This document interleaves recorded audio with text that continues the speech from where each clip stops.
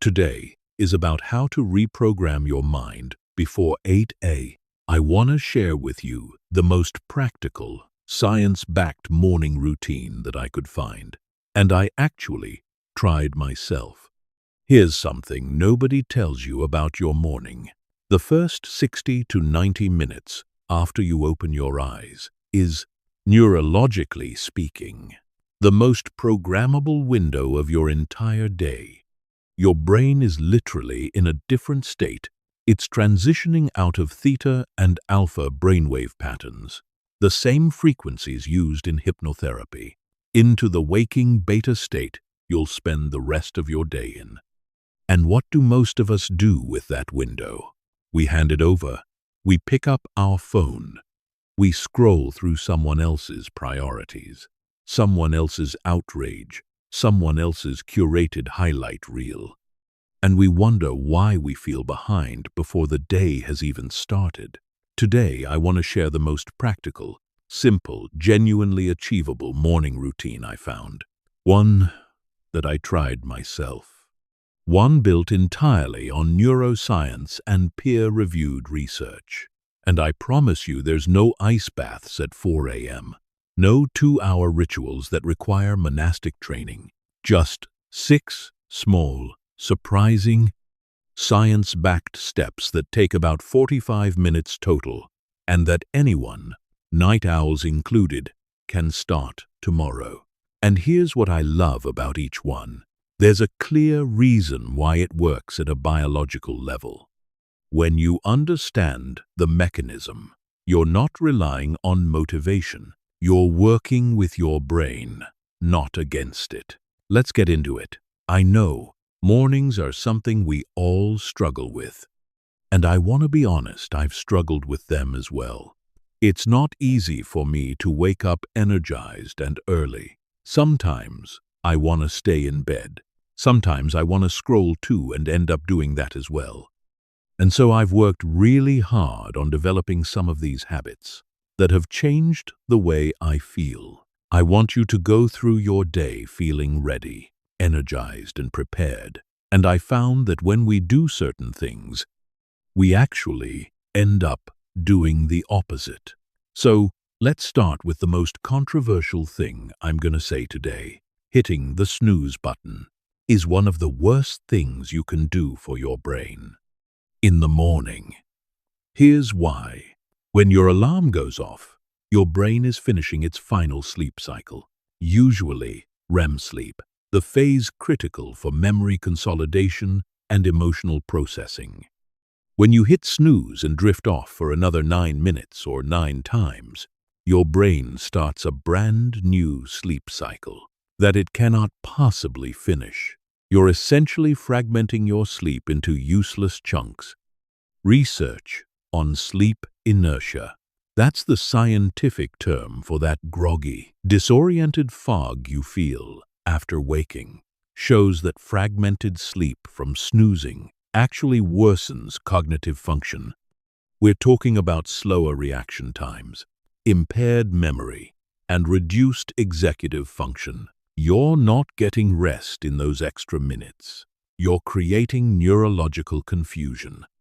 The internal clock, controlled by a tiny brain region, gets conflicting signals, and the grogginess can linger for hours. So, what do you do instead? I'm going to share something with you. It's a little weird, but I want you to try it. I want you to try something called the future you is calling alarm. Now, I've never loved the word alarm, because we think about alarms as a fire alarm, when there's an alert, when there's some danger. Imagine you actually shocking yourself to wake up out of danger. But try the future you is calling before bed. Record a 10 to 15 second voice memo, pretending you're you from 6 months in the future. It could even be that morning, not motivational fluff. Make it oddly specific and slightly dramatic. For example, hey, it's you. I'm literally standing in the kitchen of the life you wanted. Don't hit snooze. Today is one of the days that got me here. Also, you still hate rushed mornings, right? That's just an example. Set that recording as your alarm. And here's why this works. Your brain doesn't expect your own voice. It breaks the autopilot future. You creates curiosity instead of dread. It reframes waking up as time travel, not obligation. And you can put your phone outside your bedroom and only allow yourself to hear the ending of the message if you stand up and walk to it. What I find fascinating about this example is that we're completely tricking the brain, right? Usually you think we have to force ourselves out of bed. Usually we have to find a way to get that energy. When you hear your own voice in the morning that says, "It would mean so much for us to wake up right now, because if we wake up right now, we'll actually be really happy." Because guess what? There's a voice in your head telling you, go to sleep, go to sleep, go to sleep, and we're not strong enough to fight it in our head. And that's why the alarm does that for you, right? Having an alarm. That's your voice telling you the reasons you want to wake up, the amazing day you want to have, the life you want to build. To encourage you specifically is actually allowing you to externalize that powerful voice, that motivated voice, that conscious voice, before the subconscious takes over. The subconscious is saying, just lie and hit the snooze button. Sleep in more. It doesn't matter. It won't make a difference. And your conscious mind at that time is switched off. It doesn't have the ability to fight back. So use your conscious mind to create a conscious alarm. I also want you to seriously consider moving your alarm across the room if you need to. The physical act of standing upright triggers a blood pressure change that signals wakefulness to your brain, but the voice note alarm is key. It's a micro decision that becomes a macro habit. Step no 2. Now, you want sunlight in your eyes, the free drug. This might be the single most impactful thing on the entire list. And it costs you absolutely nothing. Within the first 30 to 60 minutes of waking up, get outside and expose your eyes to natural sunlight for 10 to 20 minutes. Now, I know, that sounds like a long time. You could have your morning coffee. You could do a small workout outside. You could pace and take a phone call if you wanted to. Not through a window, ideally not through sunglasses. Outside with the light hitting your retinas. Here's the science, and it's genuinely fascinating. Your eyes contain specialized cells called intrinsically photosensitive retinal ganglion cells, or IPRGCs, if that makes it any easier, that have almost nothing to do with vision. Their job is to detect ambient light and send timing signals directly to the part of the brain. That's the master clock I mentioned earlier. That signal does several things simultaneously. First, it triggers a healthy pulse of cortisol. Now, before you panic, cortisol gets a bad reputation as the stress hormone. But the morning cortisol awakening response is not the same thing as chronic stress cortisol. Research published in multiple peer-reviewed journals shows that this natural morning surge, which peaks about 30 to 45 minutes after waking, promotes alertness, supports immune function, and sets the emotional baseline for your entire day. About 77% of healthy people experience this response, and light exposure amplifies it in the right direction. Second, that same light signal tells your pineal gland to start the 14-hour countdown to melatonin production. That means morning sunlight doesn't just help you wake up. It directly programs better sleep tonight.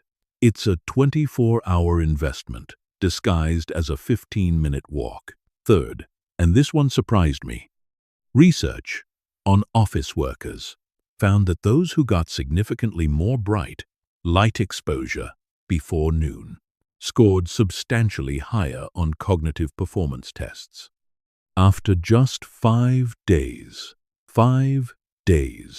and separate work from Northwestern University found that people who got the majority of their light exposure earlier in the day had lower body weight compared to those who got light later.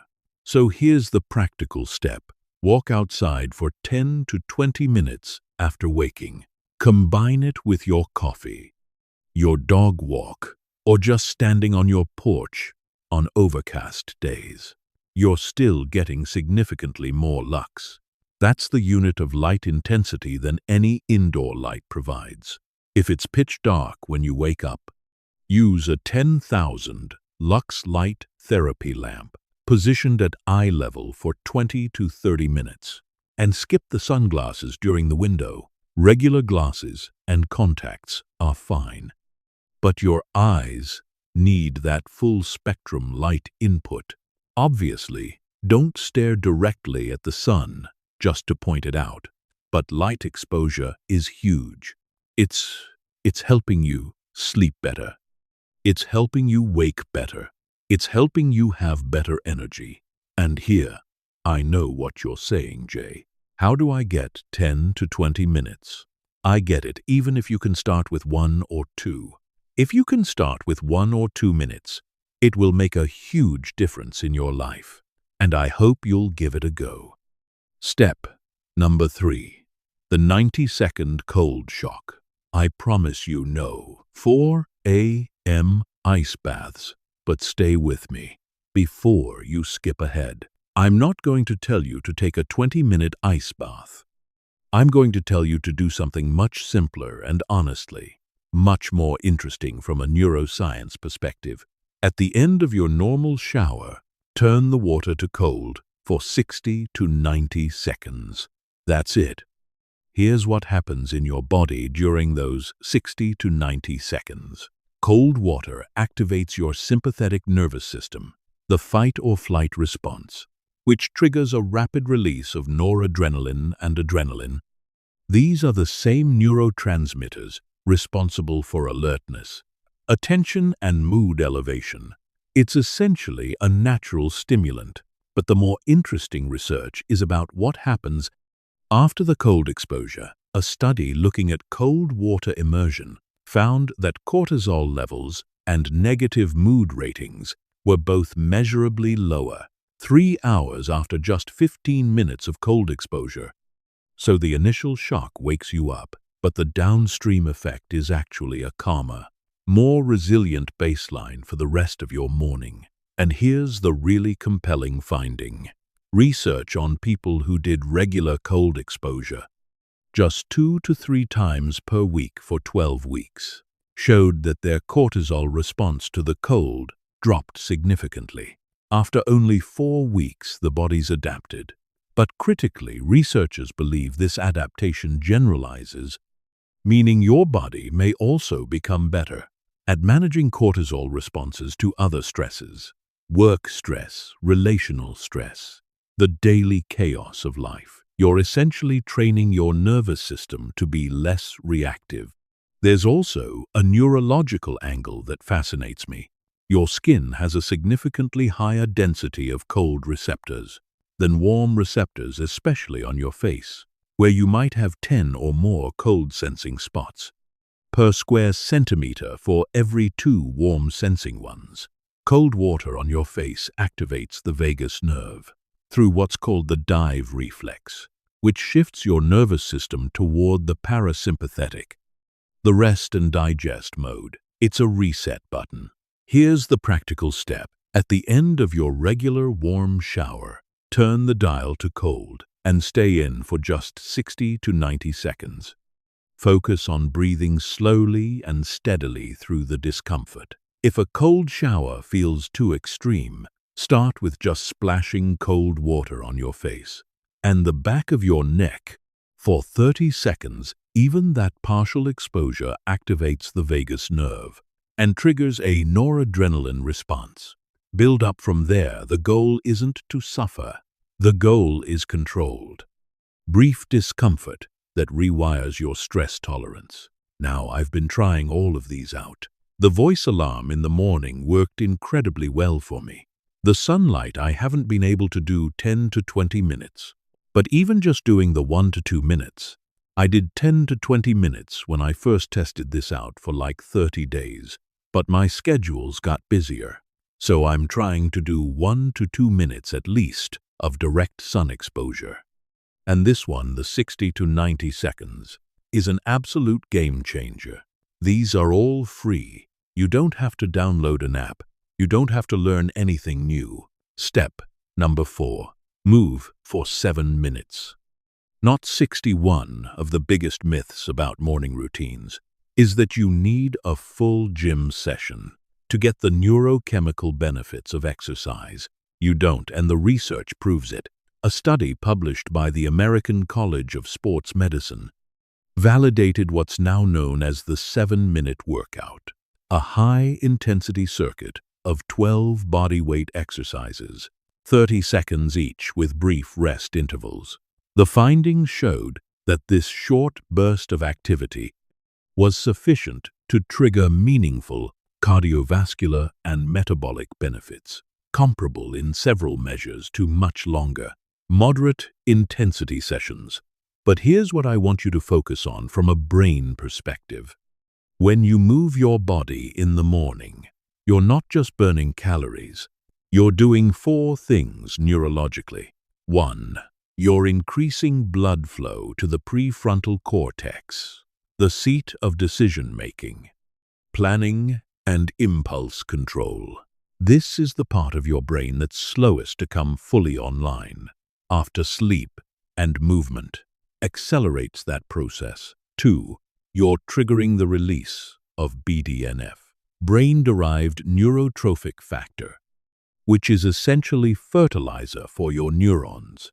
BDNF promotes the growth of new neural connections and strengthens existing ones. It's one of the most important molecules for learning, memory, and cognitive flexibility. 3. You're flooding your brain with endorphins, serotonin, and dopamine, the trifecta of mood-regulating transmitters.